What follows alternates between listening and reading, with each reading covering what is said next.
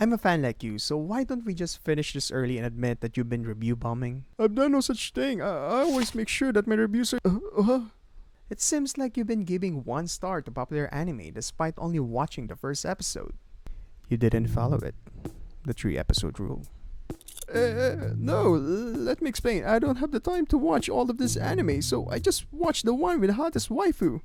You understand, right? You were simping for Marin last season. Come on, you're a weeb too. You must understand. Every season there's the hot waifu. Just let me off the hook on this one, okay?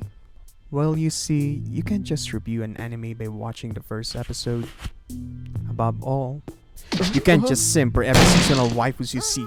What you have done is treason to anime and the waifu you swore to love and protect. Do you understand? As punishment, you will be banished to the Shadowverse, where you will watch X-Arm repeatedly. Hello, I'm your fellow map. Watching anime takes a lot of time, and in most cases, we regret spending hours on shows that are so awful that we become responsible adults. Now, trying to look for a good anime to watch can be challenging. There are a lot of things to consider like the genre, animation, length, and if there are hot waifus to simp on. Each of us fans have varying taste in anime. You could be a fan of harem, while I think harem is just sports with anime girls rooting for different waifus to take home the gold. You can be a fan of those sasoga brought by studios like UFO Table and Mappa, while I'm okay with the slideshow since it has a compelling story. You could be a fan of anime with hundreds to thousands of episodes, while I'm satisfied with anime that have 12 to 24 episodes because they don't pad it with awful fillers. Looking for good anime to watch has been more challenging as the years go by since there has been a massive increase in the number of anime being produced each season, thus making it hard to watch all anime that you may miss a shiny jewel hidden in the sea of rotten isekais. Now, there are ways that we can use to help us find that good anime. But the question is, are they effective? One of which is the use of the 3 episode rule. From the name itself, we give the anime a shot by watching the first 3 episodes and judge whether or not it's good or bad. So is the 3 episode rule effective? If it were not for the 3 episode rule, I would have dropped animes in the first episode like Mob Psycho and Psycho Pass.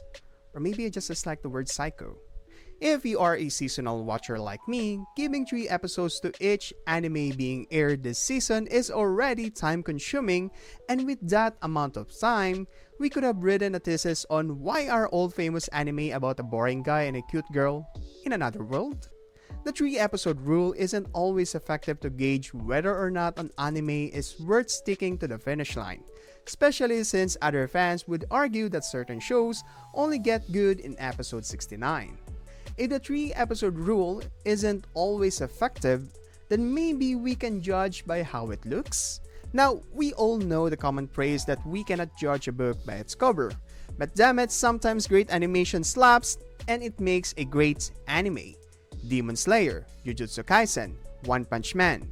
These are some of the series with great animation, and you cannot deny that this anime, well, are awesome. Heck, the season 2 of One Punch Man did not even take off just because the animation of JC Staff decided that they are JC Staff. But I did say that sometimes great animation can make a great anime, since we do have shows with amazing animation but is ruined with lackluster storytelling. It's like those premium skins you wear in a first-person shooter. It may look cool, but it will soon be a lootable corpse. Darling in the Franxx, Sword Art Online, and Tales of Cisteria X.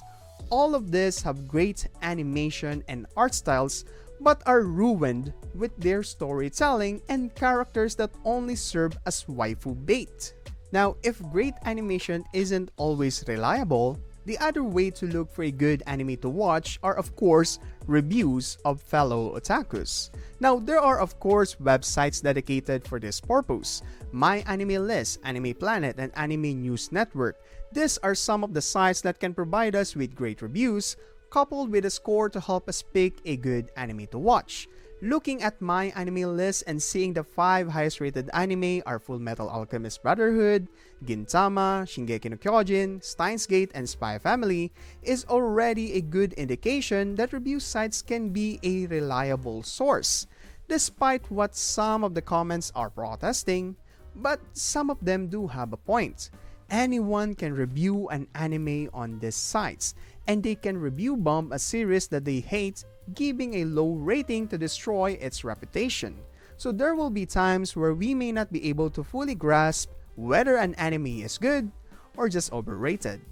Even outside anime, movies and TV series are being review bombed on IMDb, Metacritic, and Rotten Tomatoes.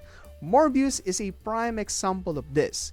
Critics are saying it's bad. To quote one of the reviewers said, "To call Morbius a corporate corpse of a movie is too kind." But another critic called it is the most movie of all time.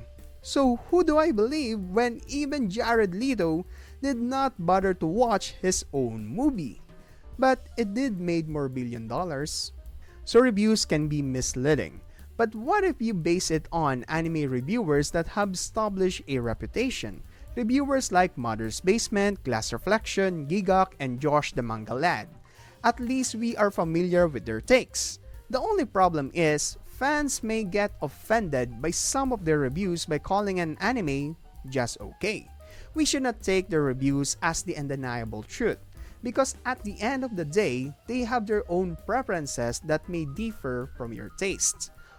All reviews are opinionated, and opinions should never become your reality.